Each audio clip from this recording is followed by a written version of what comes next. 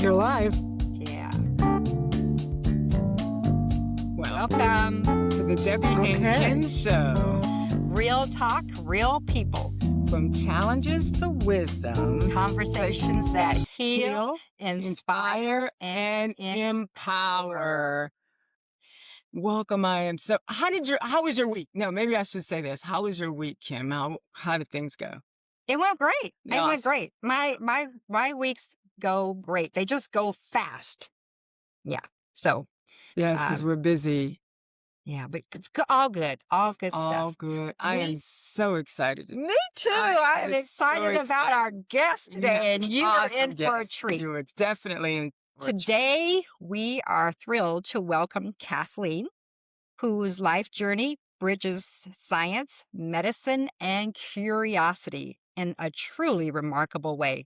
From quantum mechanics to software engineering to naturopathic medicine and teaching future physicians, Kathleen's story is a powerful reminder that growth doesn't have an expiration date. Yes. In this episode, we will explore what it means to follow curiosity, pivot with purpose, and continue learning both about the world around us and the wisdom within. Let's get started. Kathleen. We are so welcome. Welcome. When I met Kathleen, I was so impressed and taken by all the things that she has done. And she talked about it, and I told her about our podcast, and I said, people need to hear about you. And so I talked to Kim, and Kim was so impressed. She said, Yeah. yes, definitely. Let's get her on. Let's Yes. talk to her. And look, this is probably just one time. Yeah. We're going to have you come back. Share her So many wisdom. things we could Share talk her about. wisdom to our audience. Yes. So Where do we start? yes. How did just kind of give us your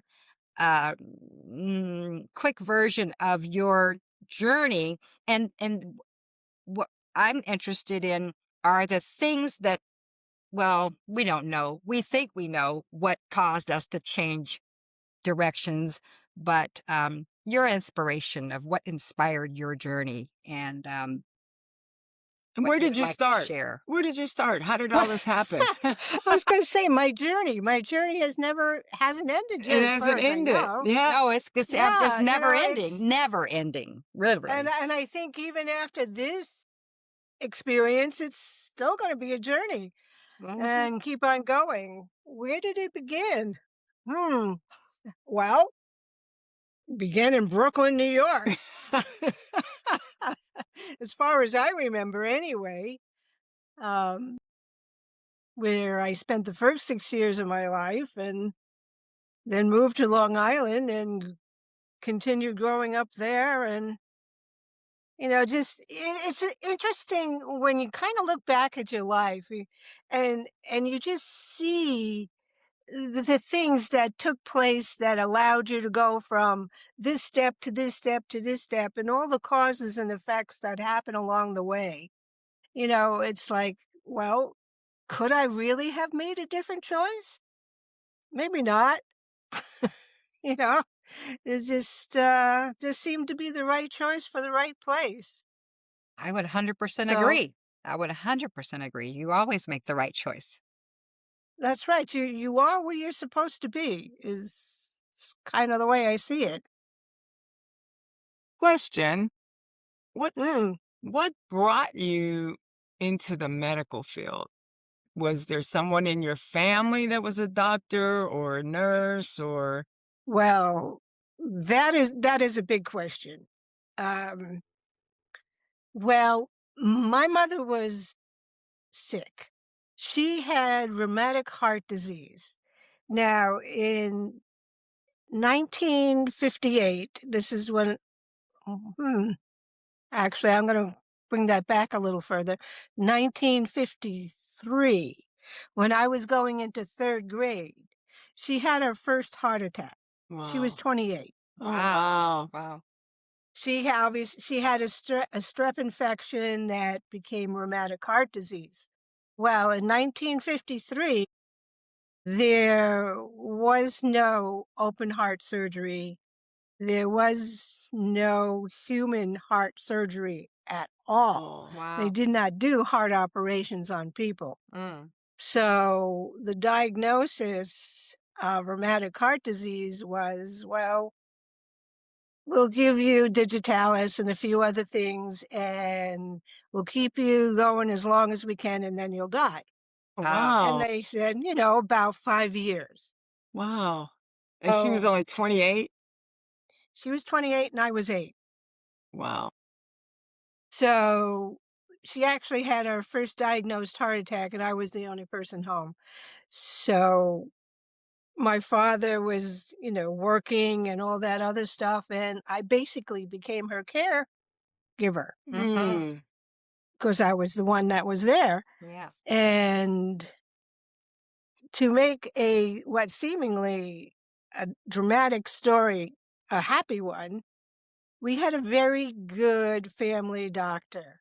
And about 4 years later, when my mother was getting to the end of what she could do with drugs, there was a hospital on Long Island in Roslyn, actually, who was doing experimental surgery, heart surgery on people. Mm. Oh. They had been doing it on dogs, and now they had moved to people. This was St. Francis Hospital in Roslyn, New York. And our family physician said, well, what do you have to To lose? lose. Yeah. Basically, you are going to die, but maybe the heart surgery might help. So she went and had the heart surgery because, she really wanted to live. She was Yes. 32 Yes. at this time. Mm-hmm. And she had a daughter that was going into junior high. She had things to live for. And she had the surgery, and then it was experimental. And if I told you how that surgery was done, and you compare it to heart surgery today, Today. the surgery was barbaric. Oh. We have come so far Mm. Oh, in awesome. heart surgery, but her heart surgery was successful. Hallelujah. And she had another good 20 years. She went back to work. Oh, Mm. And awesome. Awesome. right, she went back to work. I didn't have to take care of her anymore. I could actually be a Wonderful. kid again. Wow. But this is what made me want to become a doctor. Mm-hmm. Because I guess it comes under, if you read psychology books, comes under that category of wounded healer. Children have needed to take care of parents. And But you didn't they become a doctor oftentimes, till much later, right? well, yes. So at that point, I always wanted to be a doctor. So I went to high school. At the end of high school, I tried to get into pre-med school. And I was refused entrance at St. John's in Jamaica, New York, because I was a girl. Wow. And Mm. what year was this? Let's see, what year was this? 60. 61. Oh, wow. Because I graduated high school in 62.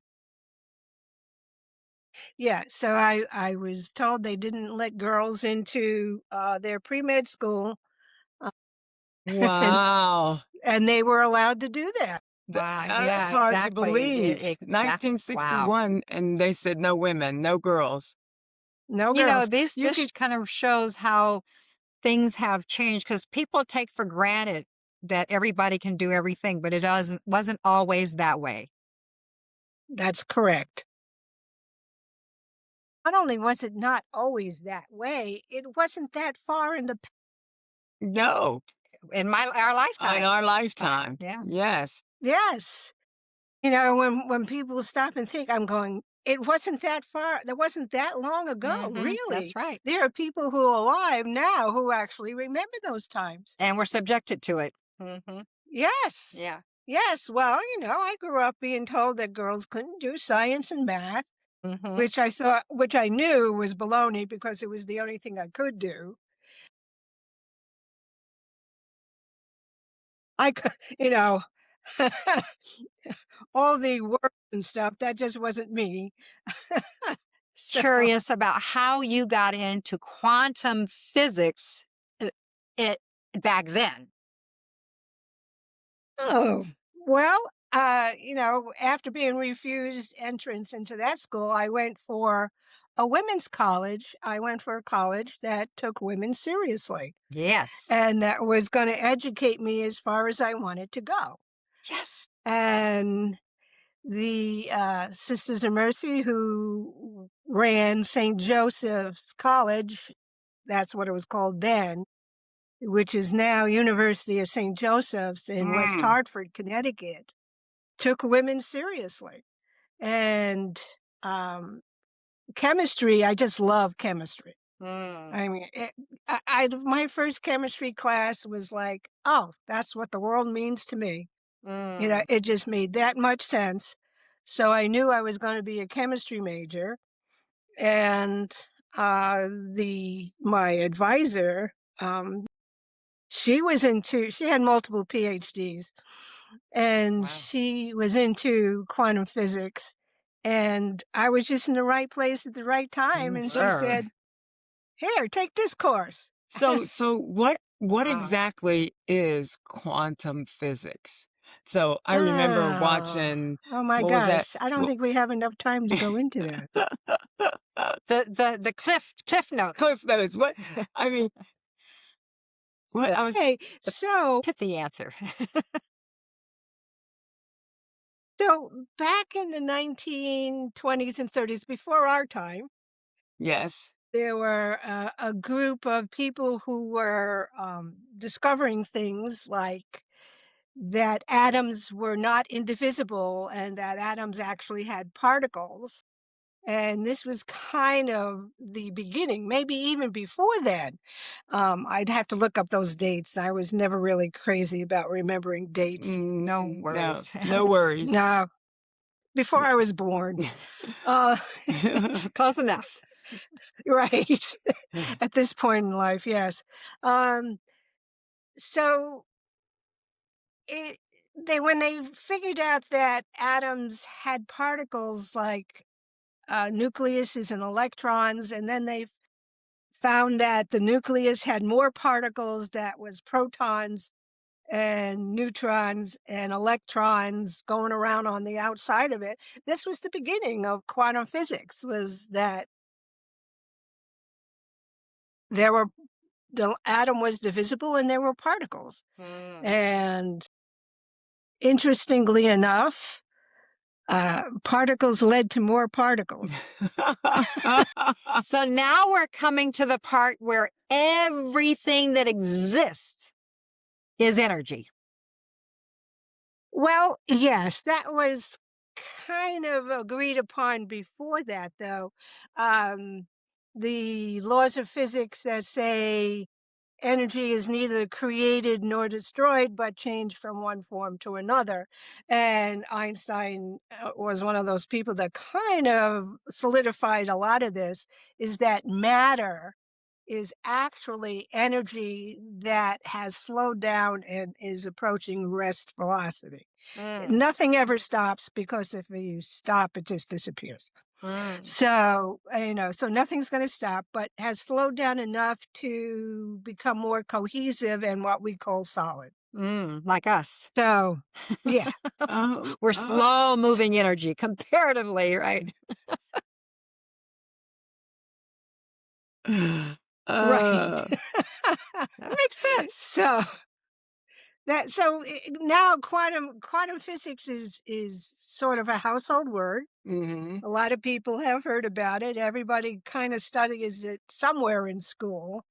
And we talk about things, the ability for interconnectivity between particles over long distances, and Can you give us some practical examples that were not practical. well, okay. relatable examples that people who don't know, like if you were to say quantum physics, they have no idea what that is. And you just described about the atoms, but maybe in a way that someone, maybe a child, you might explain it to them.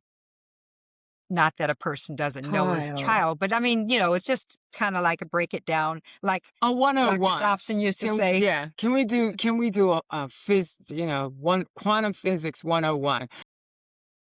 Or like you used to say, for dummies, for lack of a better word. There probably is a book, Quantum Physics for Dummies. Let's do a real simple thing that would Okay. be at the beginning of a chemistry class. Okay, good. I love it. So, and when you start off at chemistry and we talk about atoms, and atoms are particular elements, like calcium, zinc, iron, these are all simple elements. And then there are some atoms that have to go along with a friend. They're usually gases. So oxygen is never one atom, but two, Mm. And But if we water. took a single atom, and then we look at this atom and we have that there's a nucleus in it, a center. Center. And around this center is this area of energy. It's the best way to put it. And within this area of energy, there exist electrons, so that there is this positive and negative interaction between what's going on outside the atom and what's going on inside the atom. Oh. So the inside of the atom is generally thought of as positive, and the surrounding area is generally thought as negative. And that's what holds it together. That the positives are pulling on the negatives, and the nucleus just kind of holds those electrons in that particular field. But relatively speaking, it's mostly empty space. Now, you might remember somewhere along the way you saw a picture of an atom that had a nucleus with electrons running around the outside. Yeah. Yeah, that's wrong. Oh. Correct us. Give us the correct visual. Right. That was sort of like the first drawing of atoms. That was, Bohr's drawing of atoms, because he thought of these things as existing as particles, and they do. And he saw it that way. But as the field developed and evolved, it was found that electrons actually do not have a position or a mass until you observe it. So Wow. you have this field where the electron exists, and we're going to have a visitor from a cat here. We heard him He thinks coming. I'm talking about Schrodinger's cat. We heard him coming. Yeah. Whoa. Okay, cat. You just lost my picture. We still see you. Yeah. It's just Yeah, he just clicked on okay. another thing. It There is he down is. on the bottom.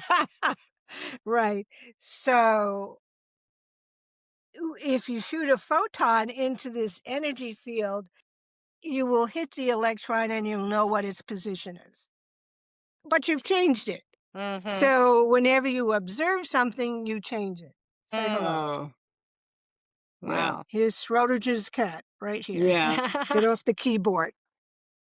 Okay. It's funny how they want your attention. Siamese, right? Yeah. Yes. Pretty. Well, Nice. he's a Russian blue. Okay. Oh. He kind of looks like a Siamese, but he definitely that's doesn't different. have the Okay. personality of one. Yeah.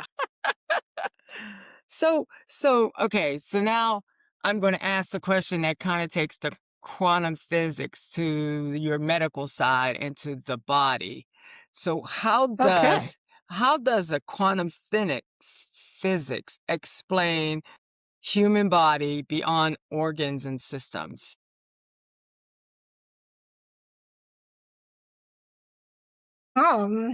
That Does- that h- is How does our body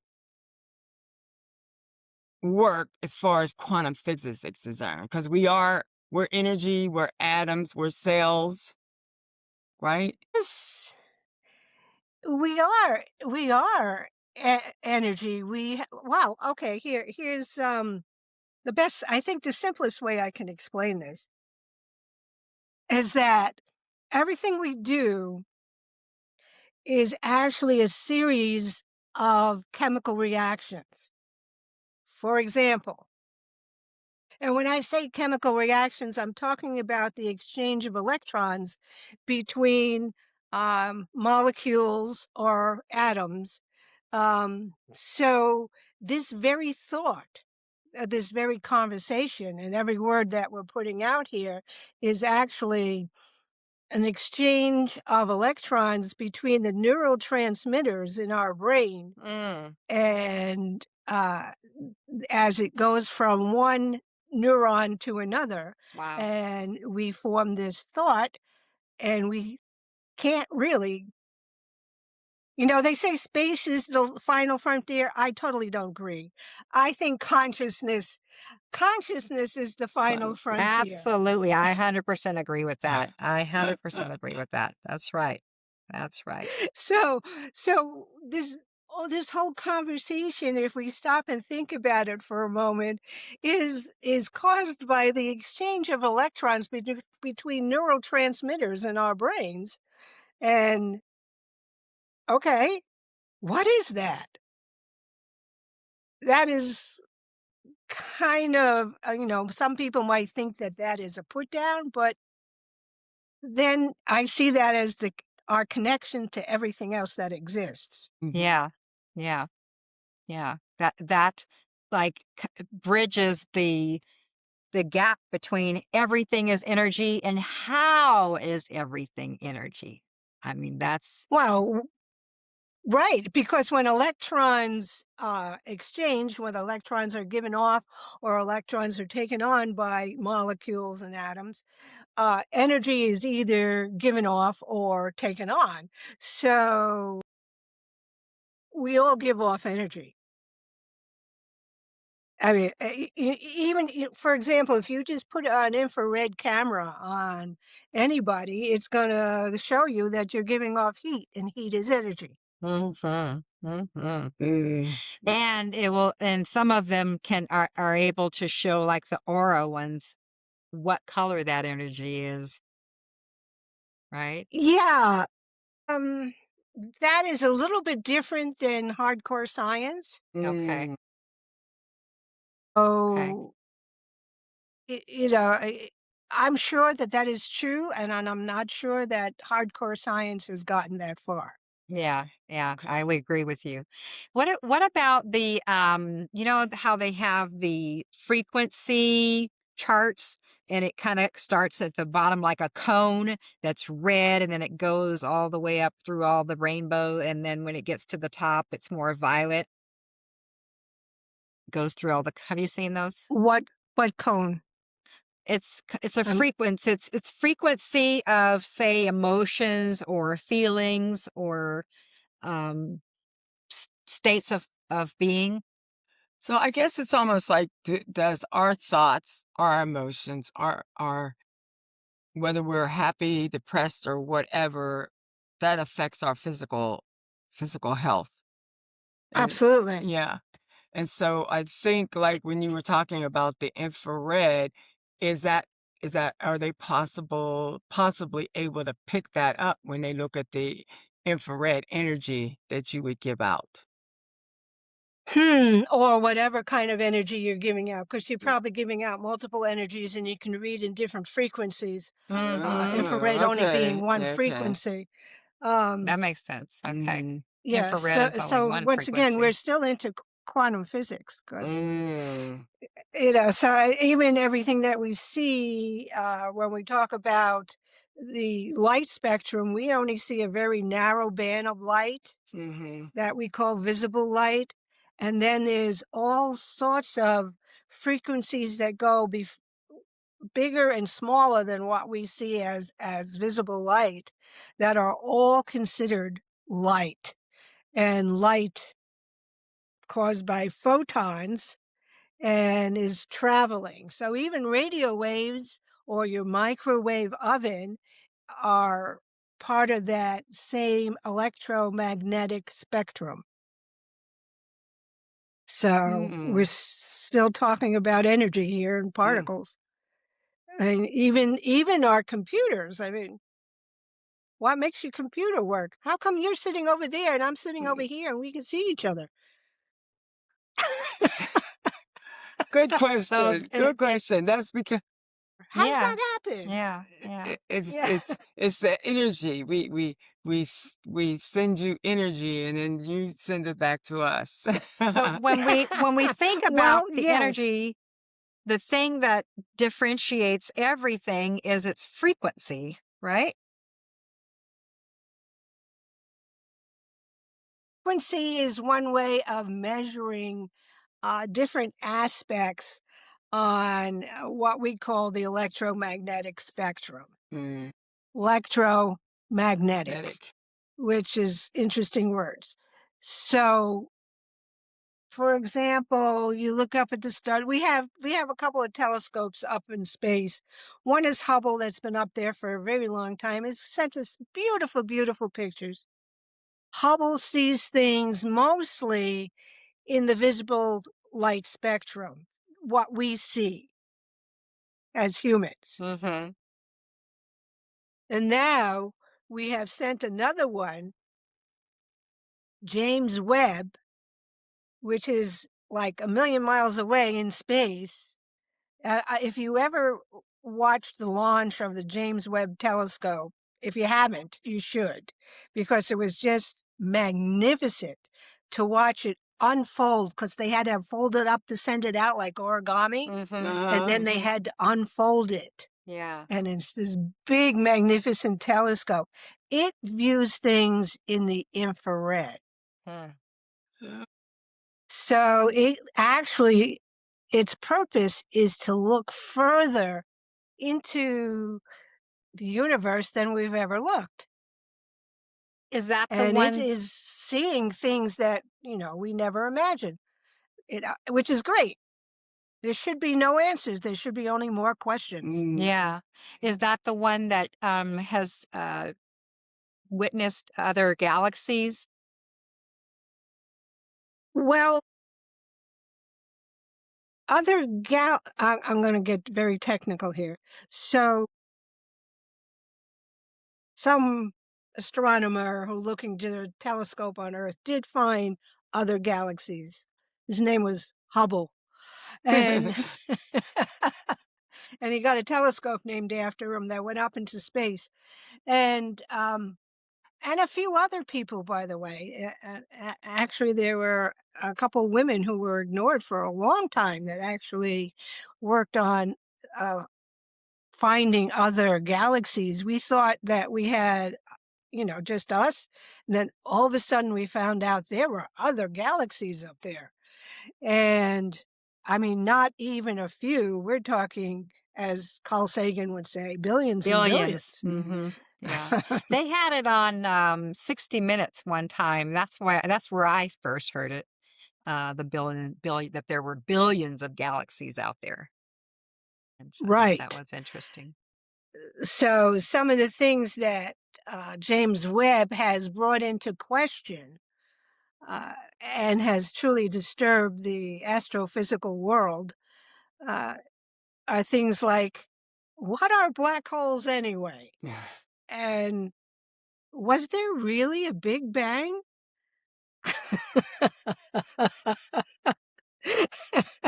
Which I think is absolutely fascinating, because I was telling people that the Big Bang isn't what you think it is.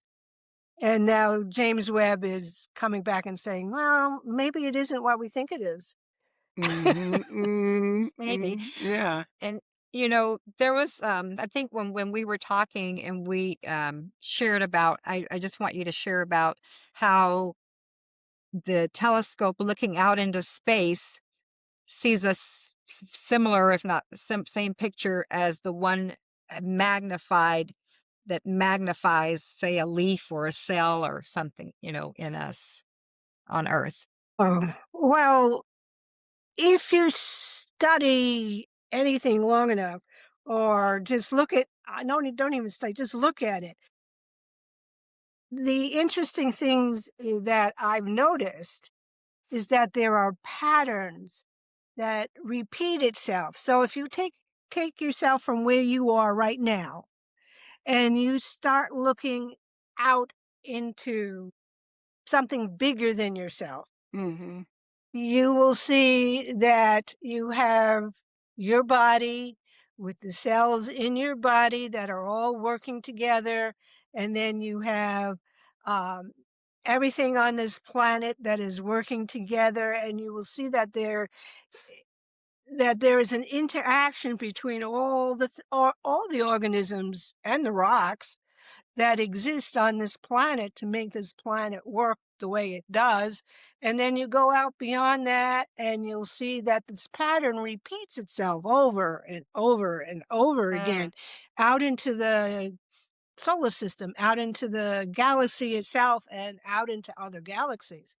And then if you start from where you are and you start looking smaller, you Mm-hmm. will see that once again, patterns repeat themselves over and over. You can start with just your body, then organs, and then the parts of those organs going down to the individual cells, then going down to the individual organelles in those cells, and then into the molecules and the reactions that actually keep these things going. So, and you can go beyond that and go even into particles that are considered quantum physics, quarks, Wow. beauty, truth, and all the others that they've found. And they just keep, I really think that theoretical physicists create these things. They think about them, they mathematically work it out, and then they go find them. Or actually, I think they just go create them Create them. Well, with we their do very we do thought. create reality, right? That's exactly true. Mm-hmm. Mm-hmm. Mm-hmm. So, yes. So I just think they just create them. But yes, patterns constantly repeat themselves, either getting bigger or getting smaller. There seems to be a lot of similarities. And was that in our conversation that we talked about, and it could not be, but I don't remember, but where that everything that is here on this earth is also in another place in a higher realm. Is that did we have that kind of discussion? No? No, not Okay. exactly. Okay. Okay. Not that I remember It was that precisely. okay. Maybe it was just like the same day that we talked, I was having all these things swirling in my head. Yes, That's yes, another yes. episode. Yeah, we Right. definitely have to do another episode because we didn't even get to your medical background. Yes, and I was thinking So, My I wanted medical to get into yeah, background. we So didn't even get yes. to the medical and the naturopathic background. We didn't even Well, touch on that. I went to college, and by the time I got to end of college, I was really tired of going to school. And I just and I decided I wanted to do something else. So I did get married, and it wasn't really in my plan to get married, but it happened. It happens, And yes. and I had 2 children. So the other thing I did was teach, and I taught in public school, and I did that for quite a while until my children were like going into high school, and then I needed a better paying job because Hmm. teachers don't get to get paid ready for squat. college. No, they don't, Yes, right. unfortunately. And Yes. and that's how I went into software engineering. Oh, As soon as I moved from teaching to software engineering, my salary sort of tripled. and which was, handy. Awesome. And Yes. Yeah, that's awesome. right, a lot of nice things happen when you have more money. Yes, Mhm. that's And true. then I was in that for a while until my youngest was 25, actually. And around that time, uh, I worked for the Department of Defense, actually the Department of the Navy in New London, Connecticut. And Bush the Elder was president, and uh, Dick Cheney was the Secretary of Defense, and he decided there were too many military sites, and they needed to be closed. Some of them needed to be closed, and I have to agree, there are too many. The only issue is when you close a military base in any given area, it tends to Disrupt make the the economic. economy, Yes. Take it the down. economy in the area tends to collapse. Yes. So he did this mostly in Democratic states, which was Connecticut, where I was. So I guess I can thank Dick Cheney for sending me to medical school, All right. Yes. because I was told that my job was going away and they paid me to leave. I got a The way severance you want to package. exit. That's Right. that's exactly That's how you want to right. exit. They gave me a severance package, and I managed to get about a year's salary out of my severance package, and my children were gone for the most part. They were on their way to whatever lives they were doing. And I said, well, guess what I'm going to do? I'm going to go to medical school. So I did. So at But you 50 didn't go years to old, traditional medical school, right? Did you go to no, that's true. naturopathic? A conventional medical school. Mhm. I would say natural medicine is traditional medicine. Yes, I agree. I Yes. 100% agree. Yeah, so we have conventional medicine, which has a lot of money and power, and is backed by pharmaceutical companies, etc. But traditional medicine includes everything that goes back 4,000 years or so. So that's acupuncture is about 4,000 years old, and then there's the herbs and so forth and so on, and all the new stuff that we've learned since. And so by this point in my life, I had evolved enough that I had my own naturopathic physician in Connecticut, Mm-hmm. and the school in out here, which started off in Scottsdale, which is now in Tempe. Southwest College of Naturopathic Medicine was just Oh, starting out, yeah. and I said, okay, I'm going. And how long did So that I sent process out. take? How long did that take to How go? long does medical school take? Mm-hmm. To be a 4 years. naturopathic. Mhm. 4 Yeah, years. 4 years. Yeah. Yeah.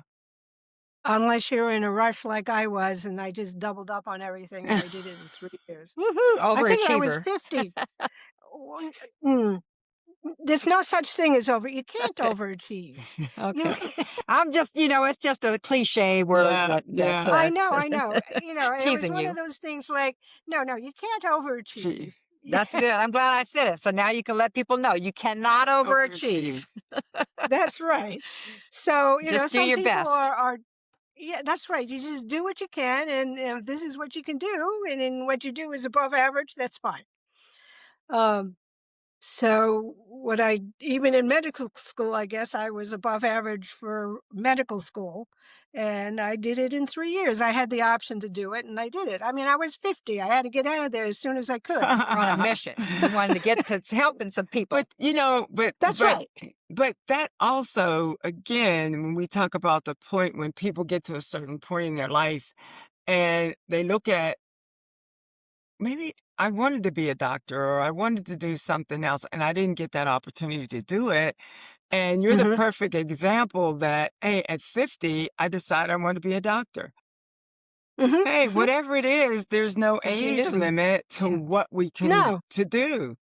And that is wonderful. I commend you for that. I'm like, oh, Yeah. Yeah. that's awesome. Well, I have to, medical school is hard. Yes. Well, I won't say hard. It's dense. Yes. There's a lot of information. I look back and I say, "Oh my God, I really remembered all that?" It Mm, was it was like, "How did I do that?" mhm. Probably that There's a chemical lot background, of the chemistry background helped a lot. well, I'm sure it helped. Yeah. But there's just so much that you have to remember. Not only the anatomy and physiology and all the ologies. Or You have medicine. to you have to now remember herbology and acupuncture and homeopathy and pharmacology Hmm. because we took pharmacology as well because we had to know Compound. pharmacy. Mhm. Well, most of our patients are going to come in on pharmacy, so we have to know what they are. Wow. Yeah, that's right. Okay. That's one thing. And two, naturopathic physicians in, I would say, all the states that they're licensed in now can do pharmacy. Hmm. So um, in Arizona, naturopathic physicians uh, can do, antibiotics when needed. I mean, if there's something that works better than an herb, you're going to use it. Yes. Yes. You have to be realistic about it. Mhm. You're not. If I have somebody with a very bad strep throat, you know what? I'm giving them an antibiotic. Right. Right. It's just as simple as that. It works faster. It takes care of any other side effects from the infection, and I'll take care of whatever it does with the gut and fix the gut up later. Let's just keep the person alive and well enough that you And that's can what fix them up pharmaceuticals later. do. Yeah. Mhm. Yeah. You have to know what the pharmaceutical is going to do, and so you can deal with it. There's a time and a place for everything. If I Everything. have Yeah. somebody Everything. is in a lot of pain and I have to get through that pain before I can do something else, Yeah. I'm probably going to say, "Hey, take some ibuprofen." I could do controlled substances if I had a DEA number, and Mhm. some naturopathic physicians do, but I do not. Mhm. I never had a DEA number, and I've never done a controlled substance.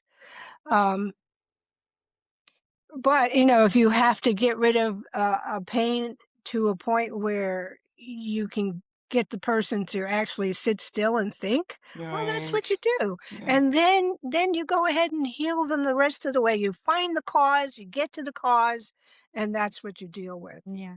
You Yeah. Yeah. know, I've always said that, there is a place for pharmaceuticals, but there it's is. usually the last resort. And then Well, surgery is the I see it last as resort.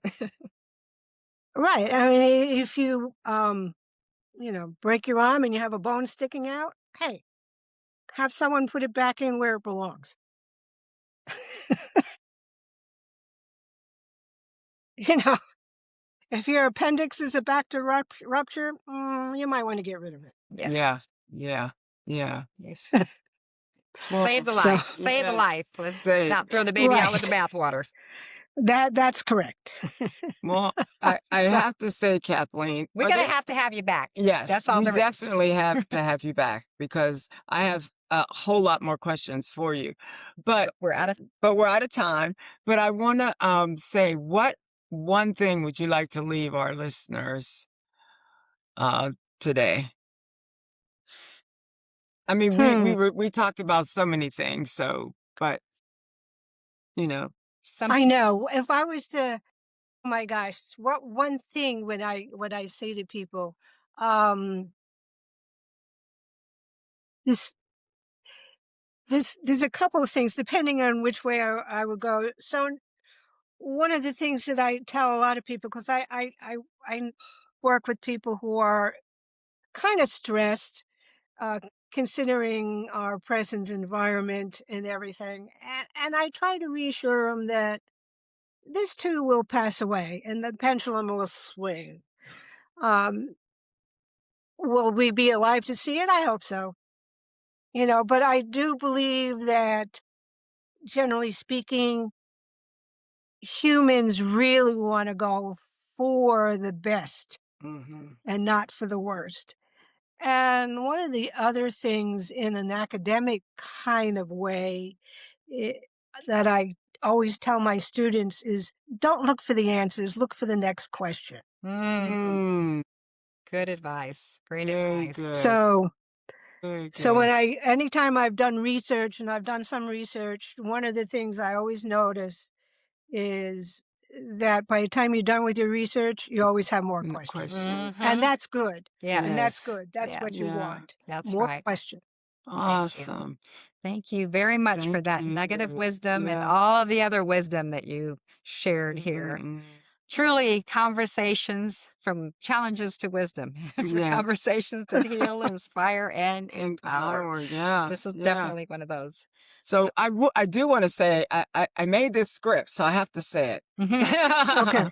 So today's conversation reminds us that healing is not just physical, that it's emotional, energetic, and deeply connected to how we live and think.